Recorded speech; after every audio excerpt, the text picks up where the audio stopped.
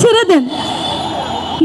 মেয়ে হয়ে কিভাবে মেয়েদের উপর অত্যাচার করতে পারে, আমি ওই দিন যদি ওই সময়টা ফেস না করতে পারতাম আপনাদের বলে বোঝাতে পারবো না। মেয়েদের উপরে যে এভাবে অত্যাচার করা হয়, নির্মমভাবে যে কুবানো হয়, ওই দিন যদি আমি আন্দোলনে না যেতাম তাহলে জানতাম না, দেখতাম না, আপনাদের কাছে আজকে আমি এখানে বসেও কথাও বলতে পারতাম না।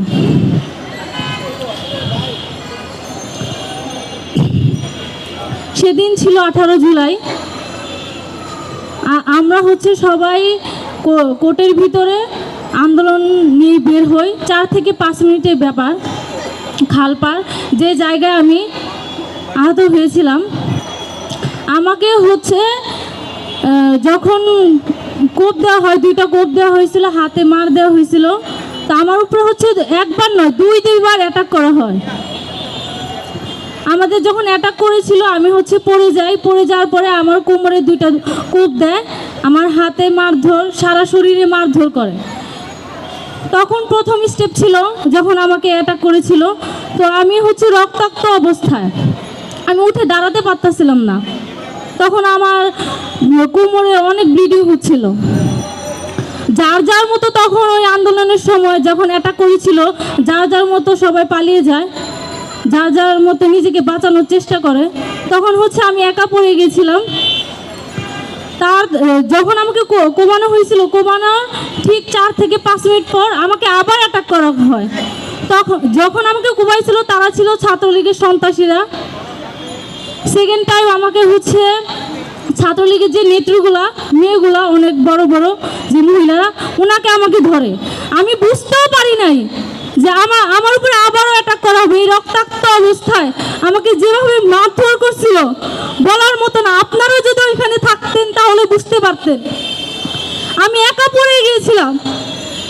সেকেন্ড টাইম যখন আমাকে ধরে তখন আমি একা, এতজন মহিলা ছিল আমাকে মারধর করে, রক্তাক্ত অবস্থা। আমি কান্না করেছি, আমাকে ছাড়িনি। নিজেকে বাঁচানোর তাগিদে আমি যেমনি হোক ওখান থেকে আমি দৌড়ে বেঁচে ফিরি, নিজেকে বাঁচানোর চেষ্টা করি। আমি বলেছি আমার কি দোষ, আমার রক্তাক্ত অবস্থা, আপনি দেখতে পাচ্ছেন, আমাকে ছেড়ে দেন। মেয়ে হয়ে কিভাবে মেয়েদের উপর অত্যাচার করতে পারে, আমি ওই দিন যদি ওই সময়টা ফেস না করতে পারতাম আপনাদের বলে বোঝাতে পারবো না। আপনারা যদি ওই সময়টা ওইখানে থাকতেন তাহলে বুঝতে পারতেন। আমি তো মনে করেছি আমি তখনই শেষ, যখন সেকেন্ড টাইম আমার উপরে অ্যাটাক করা হয়।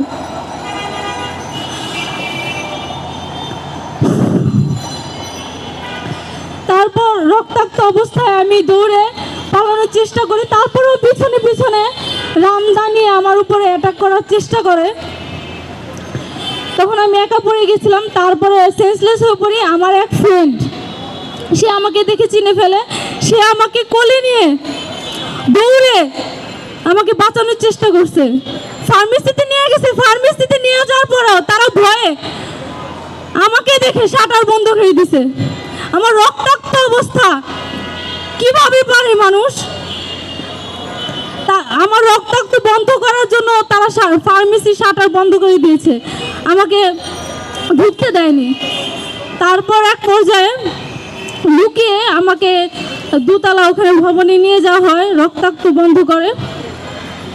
তারপর লুকিয়ে আমাকে একজন উকিল আরও কয়েকজন ছিল, তারা আমাকে হসপিটালে নিয়ে যায়।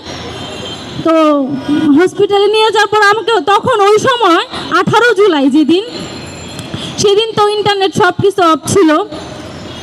তো ওইখানেও সরকারি হসপিটালে আমাকে সেরকম চিকিৎসা দেয়নি, অবহেলা করা হয়েছিল। 3 দিন পর আমি বাসায় আসি। তারপরে আমার সেকেন্ড টাইম আবারও ভর্তি হতে হয় আমার কোমরের সমস্যার কারণে। এখনও আমার কোমরের সমস্যা দেখা দেয়। আপনারা দোয়া করবেন আমি জানি খুব দ্রুত সুস্থ হই, আমার জন্য দোয়া করবেন। শুধু আমাদের তো, আমরা যারা আহত হয়েছে আমরা তো কিছুই না।